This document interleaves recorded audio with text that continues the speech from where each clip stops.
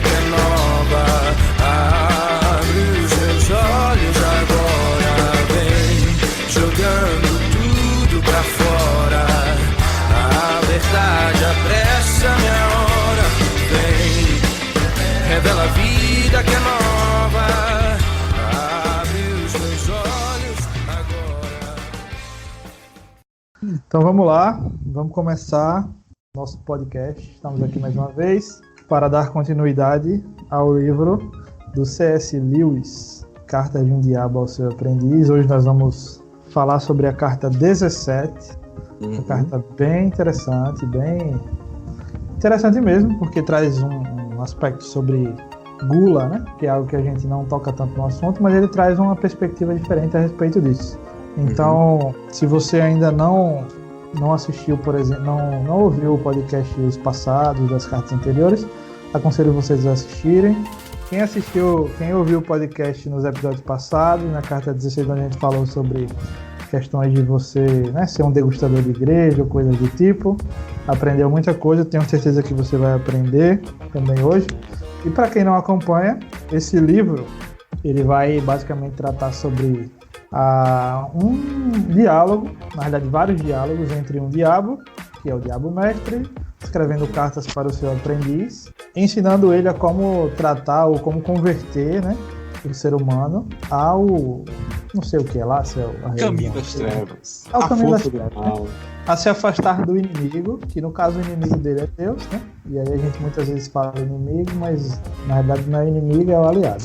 Mas são cartas bem legais mesmo, acho que todo mundo tem aprendido muito, principalmente a enxergar um pouco das armadilhas que o diabo tem colocado sobre o nosso caminho.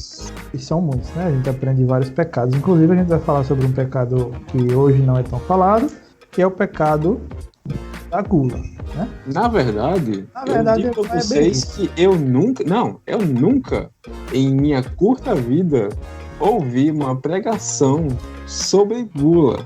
Foi a primeira vez que eu vi o assunto abordado. Sabe, uma vvez eu ouvi um pastor pregando, ele falou assim: é interessante como os evangélicos são, né? Eles têm uma frase que diz assim: cristão não fuma nem bebe, mas come, né? Todo mundo já ouviu isso. Sim, só que no mesmo capítulo que fala sobre bebida, fala sobre comida também. Então é porque as pessoas se fazem de sonsas mesmo. Mas Cara, eu acabei de pensar numa coisa aqui. Ai. Pode dizer. Não, agora você vai dizer, né, meu querido? Aí, que falou aí de... Diego falou que eu vi uma pessoa pregando sobre gula. Essa pessoa que tava pregando sobre gula era um personal trainer. Inclusive, como eu ouvi a pregação e eu não gostei, eu saí da igreja. Eu vim para outro lugar.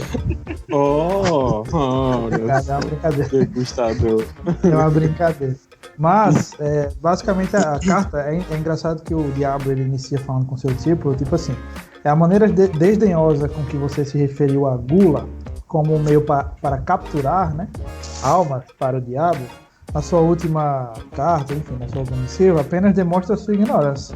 Uma das grandes realizações dos últimos anos foi solapar a consciência dos homens quanto ao assunto, de tal forma que agora você raramente encontra um sermão ou uma consciência atribulada com esse assunto em toda a Europa. Então, realmente, de fato, confesso que quem não me conhece, eu sou gordinho um pouquinho, então realmente Isso que a voz dele é assim.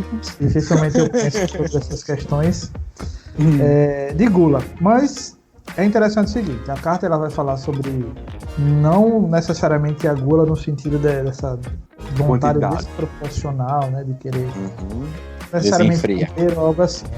Apesar de que isso também é pecado. Eu como uma pessoa gorda, vou aqui contar um desabafar, né? Testemunho. Confesso que é difícil, às vezes é difícil para a pessoa controlar a si mesma, né?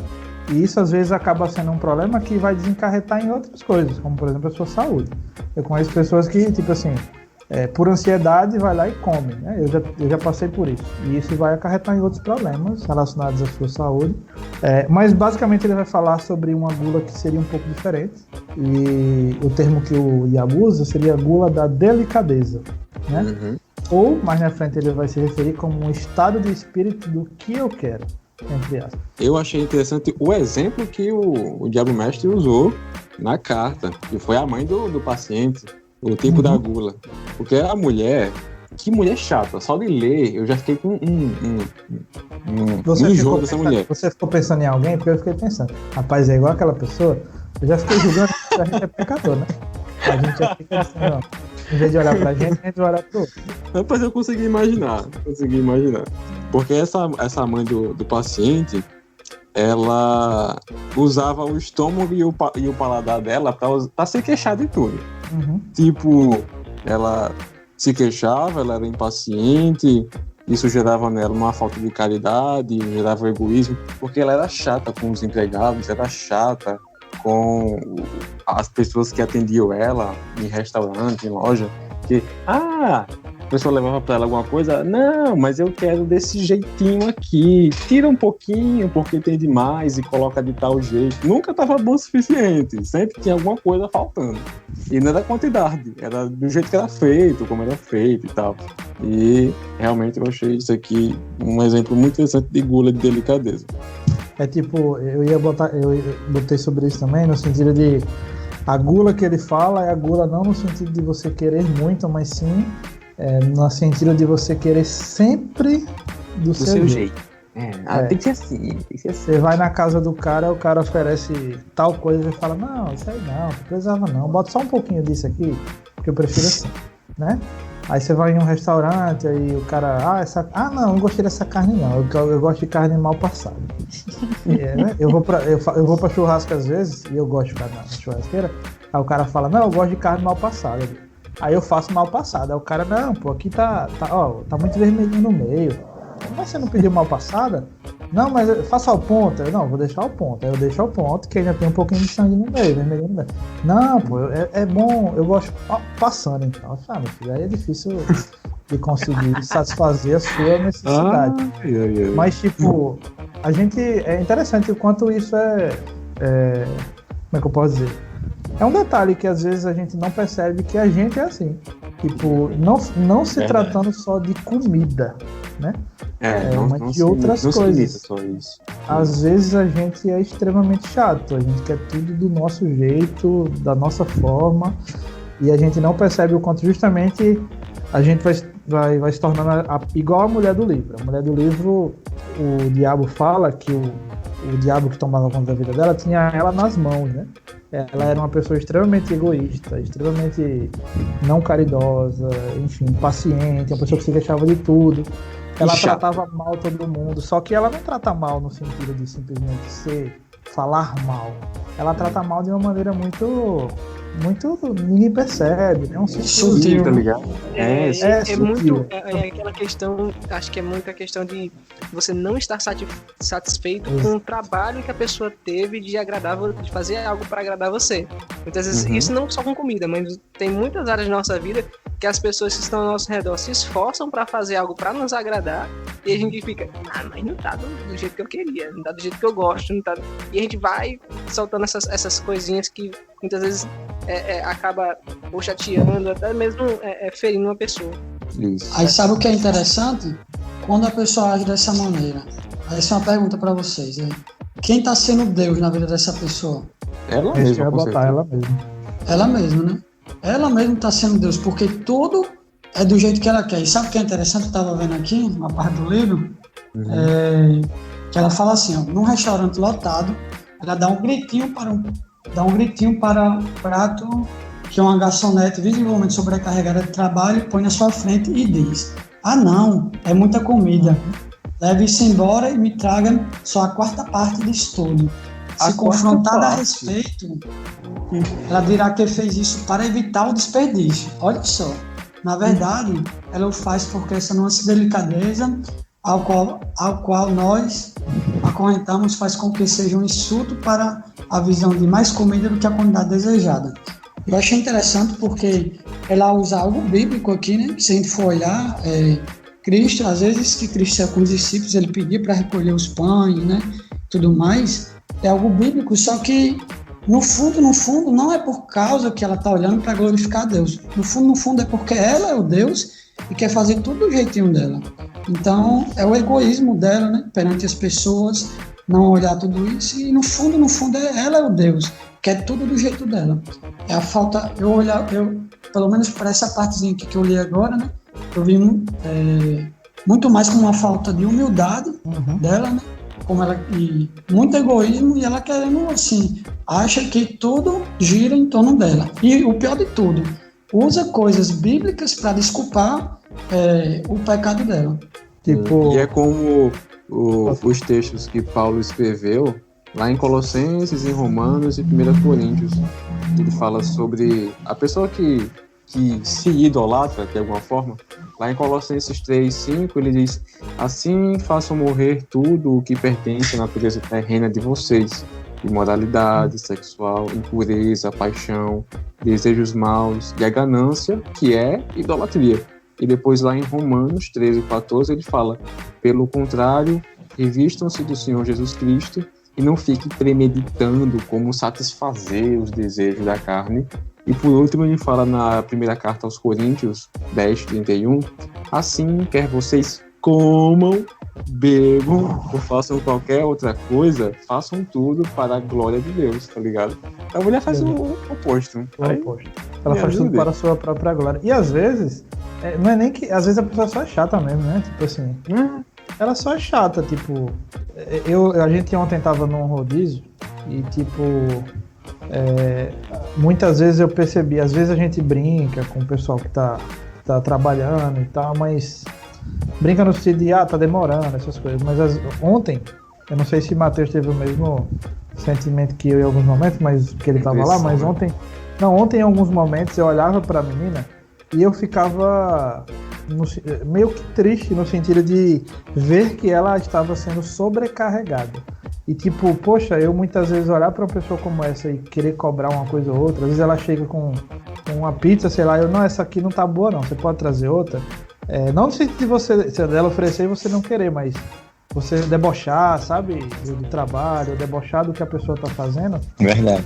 E ontem a gente tava lá e, enfim, a gente comendo e tal, e a menina tratou a gente tão bem, mas tão bem, que eu lembro que na hora que ela chegou na mesa eu perguntei assim: tem como eu dar os 10% de educação pra você? Assim, tipo, eu não pagar os 10% lá e dar os 10% só pra você aqui, porque no fundo a gente sabe que esses 10% que a gente paga do garçom não vai pro garçom, né?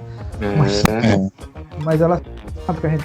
E todo mundo gostou muito do atendimento dela. E a minha esposa falou, tipo assim, já parou pra pensar que talvez só isso tenha feito ela ter ganho o dia dela? De uma pessoa que passa o dia todo talvez escutando reclamação, ou, por mais que não escute reclamação, passa o dia todo sem escutar nenhuma palavra de apoio ou afirmação. Nenhum obrigado às vezes também, né? Você talvez tratar essa pessoa com amor, diferente da mulher do livro, né, que trata todo mundo mal, você pode estar, tipo assim, salvando o dia dessa pessoa. E isso que Elton falou a respeito de você ser seu Deus, foi o que eu anotei aqui a respeito de você nunca estar satisfeito, né, com aquilo que as pessoas oferecem a você. Você nunca está satisfeito. Você quer sempre de um jeito diferente, mas você quer no final que você seja a pessoa agradada. Você muitas vezes não faz sacrifício de si mesmo, e aí o livro vai falar mais na frente sobre questão de castidade, que é justamente você se abster de prazeres. Quando a pessoa fala castidade, normalmente se associa a castidade à questão sexual, né? Quando a gente fala de desejos carnais, normalmente se associa a questões sexuais. Mas a escritura mostra que desejo carnal não é só sexo no sentido sexual, mas é o desejo de você se satisfazer, seja de qualquer forma. Então, tipo, se você é uma pessoa que não abre mão da sua satisfação para satisfazer muitas vezes outra pessoa, você está sendo usada pelo diabo. E muitas vezes para ferir a outra pessoa. Às vezes, tipo, eu gosto muito de assistir, né? Não me julguem, mas eu gosto muito de assistir anime. Lá vai. Né? Tipo, eu assisti recentemente um episódio de uma menina que tinha sido, enfim, de um anime aí chamado One Piece. Uma menina que ela é salva pelo pessoal lá e ela vai agradecer ao pessoal fazendo um café da manhã. Só que ela queima a comida todinha. Tipo assim, a comida vira carvão e ela oferece ao pessoal com muita alegria. E quando eles botam na boca, tipo, tá horrível, tá ligado? Tipo, a vontade deles é vomitar, mas um bate nas costas do outro e fala assim: come calado, porque ela fez isso com muito amor. E, tipo, isso é um ensinamento que você muitas vezes aprendendo com os animes aí da vida, viu? Tá vendo? Diego chamou nesse dia. Mas, gente, essa questão de você não se colocar como o senhor total, aquele que tem que ser o tempo todo agradado, e sim de você colocar os outros acima de você, a satisfação das pessoas muitas vezes acima da sua. Às vezes a gula, e foi isso que eu aprendi da carta, a gula é muito sutil nesse sentido, e até ele fala o seguinte, ele vai falar que tipo, o simples excesso de alimentação é menos importante do que o apreço pelas iguarias. Tipo assim, se você é uma pessoa que se alimenta em excesso, isso não é tão danoso quanto você ser uma pessoa, por exemplo, que quer tudo do seu jeito, mesmo que esse jeito seja pouco. Porque, tipo, isso é a principal munição que o diabo usa para você justamente não buscar a castidade, que é justamente você buscar a não satisfação dos seus desejos. Então, se você é essa pessoa que às vezes come demais, isso não é tão ruim quanto você ser uma pessoa que quer tudo do seu jeito. Você é uma pessoa que não consegue abrir mão dos seus desejos. E isso, cara, isso é muito triste, né? Até porque, Diego, essa pessoa que faz isso, ela pode querer se justificar, né? Dizer assim, tá vendo? Eu faço tudo isso e tô fazendo aquilo, né, que Jesus ensinou, que é não desperdiçar e tal, usando a desculpa, mas no fundo é a questão de eu querer satisfazer todos os meus desejos, independentemente se eu vou magoar, se eu vou fazer aquilo outro, e até para querer olhar para as outras pessoas e julgar, tá vendo? Eu não desperdiço, eu não coloco comida demais no prato como aquela pessoa ali faz. Aí peca do lei, né? Peca por isso, por estar julgando, e enfim, no fim Exatamente. De mal a pior. Quando a gente não faz as coisas para glorificar Deus, aí Só no dá fim, isso. né? Exatamente.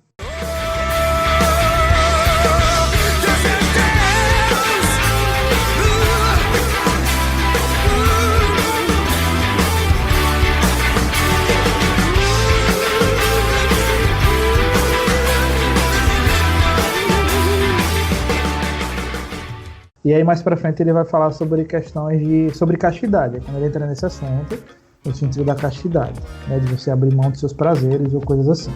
E óbvio que o diabo tenta o tempo todo nos fazer não buscar a castidade, que seria a não satisfação dos seus prazeres. E aí, tipo, é engraçado que quando o diabo fala assim, se não houver mesmo jeito, né, se ele tiver mesmo que pensar sobre castidade, faça-o engolir aquela mentira na qual fizemos os humanos ingleses acreditarem que o exercício físico em excesso e a fadiga decorrente são particularmente favoráveis à castidade. Basicamente o que ele está querendo dizer é o seguinte, é que o diabo conseguiu botar na cabeça do povo inglês daquela época, né, de que se você fizesse muita atividade física e se você ficasse cansado demais, seria mais fácil de você ser casto, de você ter essa castidade. Porque você, por estar cansado, não ia se preocupar com a satisfação dos seus próprios desejos. Afinal, né? A energia você já gastou, então não tem mais nada a gastar. Exato. E eu fiquei pensando sobre isso, porque na realidade eu nunca tinha parado para pensar sobre isso. Porque normalmente, eu vou dar um exemplo, quando a gente está falando de pessoas que, por exemplo, essa pessoa não consegue parar de comer, ou, um exemplo mais pesado, essa pessoa não consegue parar de pensar em sexo, mas ela é solteira, então ela não deveria estar pensando nisso o tempo todo, porque a gente sabe onde isso vai levar, né? No mínimo vai levar para uma masturbação. Normalmente as pessoas falam assim, vai fazer uma atividade física, vai fazer alguma coisa para tu parar de pensar nessas coisas. E tipo, a carta me mostrou, e aí o diabo vai falar que tipo, isso é mentira, porque eles falam assim, de perguntar como eles podem acreditar nessa coisa, que a atividade física em si ajudaria você a ser uma pessoa casta ou de buscar a castidade, é de perguntar como eles podem acreditar nisso, já que marinheiros e soldados são notoriamente os mais lascivos. E óbvio que ele está falando daquela época, que é um contexto de guerra, né?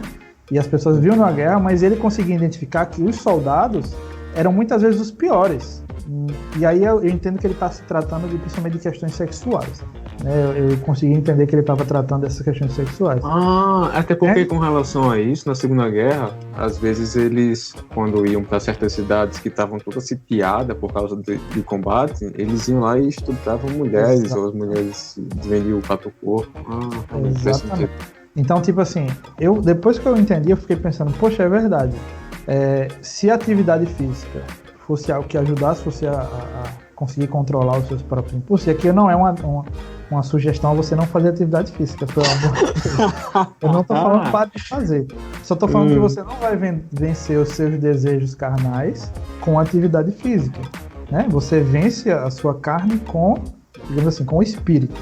Né? Tipo assim, você vai vencer a sua vontade de fazer algumas coisas, na realidade, quando você perceber que você é fraco, digamos assim. Quando Paulo fala que, né, quando eu sou fraco que eu sou forte, no sentido de quando eu me rendo a Deus e quando eu peço essa ajuda a Deus, a esse fortalecimento, para que o Senhor me ajude a vencer algumas coisas que eu posso vencer. Mas, tipo, eu fiquei pensando nesse aspecto, eu achei muito interessante, porque as pessoas que eu conheço que mais são, vou citar exemplo dos homens, que são mais cachorro no cio, que não pode ver uma mulher que já fica completamente louco, né? Homens que são... Tem homem, gente, que não é homem, é bicho, né? Tem homem que não é homem, é cachorro mesmo. Tipo, é igual o meu cachorro, que não podia ver uma perna que ficava fazendo as coisas. Tem homem que é assim, o meu cachorro... Não que Matheus... Pegou mal agora. Pegou mal, corta. Eu vou até tirar do mute aqui. Isso aí... Eu contesto. E a gente vai cortar. Vai para o Cacibão. O meu cachorro, que pegava as pernas de Matheus, toda vez que Matheus ia, se encontrava. Ele tinha uma certa paixão, né, louca. É um amor antigo. Era um amor não respeitava nem a espiritualidade, viu? O momento espiritual. De oração. Não tinha isso, não. Meu Deus do céu. Mas, tipo, esses meus amigos, entre aspas, essas pessoas que eu conheço que são mais assim, são as pessoas que mais fazem atividade física. É os caras bombadão mesmo, malhado, maromba e tal, e são essas pessoas que menos conseguem controlar os seus desejos. E eu achei interessante falar sobre isso, mas a própria carta no final ele vai falar que tudo isso é um assunto complicado demais para ser debatido no final de uma carta. Ou seja, tratar sobre esse assunto de castidade, de como vencer isso e tudo mais, é algo muito profundo. Complexo. Né? É algo complexo, mas eu garanto, você não vai conseguir vencer essa dificuldade na sua própria força. Né? Não é desse jeito que funciona. A caminhada com Deus ela é uma caminhada de completa entrega. Uma pessoa pecadora basicamente é uma pessoa que se rebelou, né? Pecado basicamente seria uma rebelião, no sentido de um ato contra, né? E todo mundo que, mesmo que diz que é cristão, mas que tenta vencer as coisas com a sua própria força, do seu próprio jeito, né? Com os seus próprios méritos, essa pessoa está colocando Deus de lado. Então, basicamente, o que eu diria para finalizar isso, a minha parte dessa carta era que, tipo assim, você quer vencer essa dificuldade, seja essa questão da delicadeza, da gula da delicadeza e tudo mais, não busque isso em si mesmo, né? Busque no Senhor uma resposta para isso, e no Senhor uma força e um escape para isso, para que você consiga superar essas fraquezas e esses desejos. Amém. Sobre isso aí, né, que o Diego falou, é exatamente isso mesmo. É a questão de buscar, primeiro é reconhecer que é fraco, né? Saber que a gente pode fazer coisas horríveis e por isso a gente depende de Deus, por isso a gente busca a Deus para que Ele nos sustente. E a outra é que, tipo assim, eu acho que a gente pode usar essas coisas, mas como o Diego falou, não confie em si mesmo, achando que aquilo vai fazer com que eu seja mais casto ou algo do tipo, seja pro lado da castidade, seja pro lado da gula, ou seja para outras áreas, mas que eu possa usar alguns meios, né, mas colocando a graça de Deus nisso, sabendo que Deus nos deu alguns meios para que a gente, através dele, né, sabendo que veio dele, para que a gente possa fugir, por exemplo, de algumas coisas, sabendo que usar algumas coisas, né, fazer mesmo, mas fazer porque eu estou fugindo já de outra coisa. Mas fazer isso, não olhando para isso, né, mas olhando como um meio de graça do Senhor, que nos deu, e assim a gente pode fugir de tal coisas. Exatamente. Eu tava vendo aqui sobre isso que o Elton falou, de você... Não você no sentido de você se afastar de algumas coisas, não por si mesmo, mas como meio da graça, né? Existe um termo que era usado há muito tempo atrás, e ainda é hoje, quando você vai ver um pouco sobre a questão da reforma, enfim, das bases da igreja, um termo chamado santificação no Espírito Santo. Santidade no Espírito Santo. Eu estou falando sobre isso porque às vezes a gente acha que santidade é simplesmente o fato de eu buscar não pecar, né? Mas aí, antigamente, o pessoal, os reformadores, enfim, os teólogos antigamente, iam falar que o processo de santificação é um processo onde o Espírito Santo, ou Deus, enfim, vai lhe capacitar ou lhe ajudar a não fazer isso. Então, você é santificado pelo Espírito, e não pela sua própria força. Então, você vai vencer isso não pela sua própria força, mas é o Espírito do Senhor que vai... Primeiro, como o Elton falou, isso é muito importante. Reconheça que você tem uma fraqueza, né? Não fica achando que você é forte. Como a Bíblia fala, aquele que está de pé, cuide para que não caia, né? Para a gente não ficar igual a Pedro, não Pedro o apóstolo, dizendo aí Jesus falando, você vai me trair, filho. Não vou, né? Você achava poderoso demais. E reconheça suas fraquezas, reconheça que você é pecador e saiba que quem vai lhe santificar é o Espírito Santo. É o Senhor, não é você, não está nas suas mãos, não está na sua capacidade. Alguém queria falar mais alguma coisa sobre essa carta? Deixe de ser chato. E deixe de ser chato. Vai lavar uma roupa. Do seu jeito. Lavar uma roupa. Do seu jeito. Pois amém, é isso. Amém. A gente vê aí nas próximas cartas. Fiquem com Deus e boa noite. Valeu. Jogando tudo pra fora, a verdade apressa minha hora. Vem, revela a vida que é nova, abre os meus olhos.